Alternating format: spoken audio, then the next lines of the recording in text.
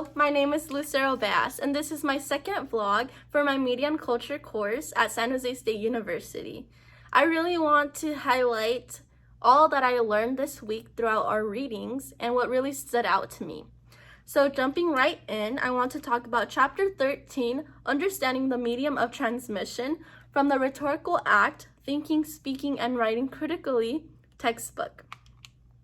So to start off with this chapter, it really went into depth about mediums of communication. It even compared the primary strengths and primary weaknesses through the mediums of communication from newspapers, radio, television, and the internet. And it really taught me about their key differences and how each of them have their own weaknesses and their own strengths. Another idea that this chapter really pointed out that was really interesting to me was how it said that mass media brings people together as well as divides people from one another. And thinking about that in modern times, it is really true, especially under the medium of the internet. People can easily say their opinions online, and people can find those opinions and either agree or disagree. And I believe that this easy access really to the internet in particular, where people can easily say their opinions, can really unite people as a whole, but also be a weapon against us by dividing us, because people can easily express themselves and people have the right to not like the way people are expressing themselves or do support that idea of expressing yourself. So I like how this chapter really showed me that. It taught me that the way mass media has been evolving really can be a danger as well as a positive for society as a whole. But besides that chapter, I want to dive into two specific essays that were assigned this week, the Knox essay as well as Brenner's essay.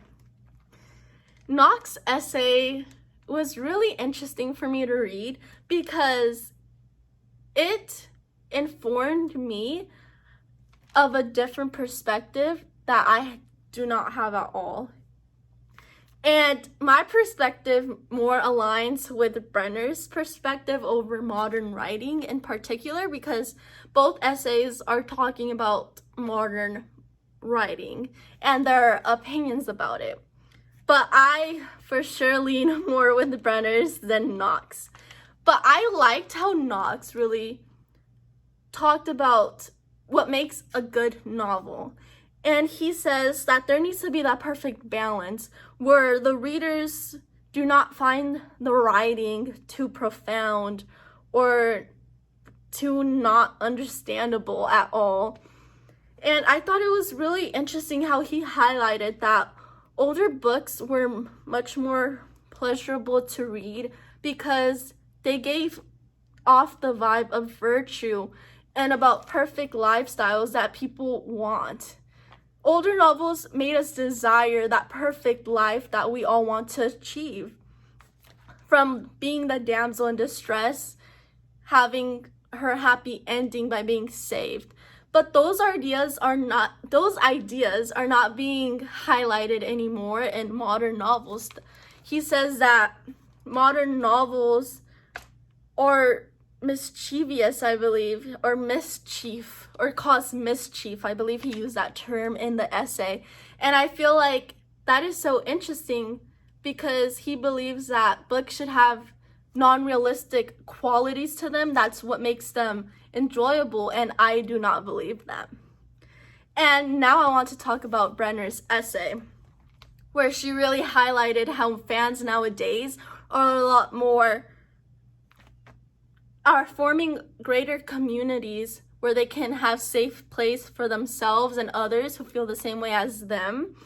And the way fans have really helped creators, because it really talked about how 50 Shades of Grey started off as a fan fiction and is now a movie and became a novel. because the author of 50 Shades of Grey posted it on a fan fiction website, and that's how it became popular, and I never knew that. It really just shows how the evolution of time of these different forms of mediums of communication, which relates back to chapter 13 with this essay, that the way the different mediums of communication have evolved has really gave us more community from one another, to read more, to create a lot more besides just novels. We have fan fiction, we have different kinds of literature. I mean, a lot of people would not say fan fiction is literature, but different kinds of writings. So all of these essays for this week and chapter 13 really just showed me the evolution of writing. I feel like that's the number one thing that I've learned this week.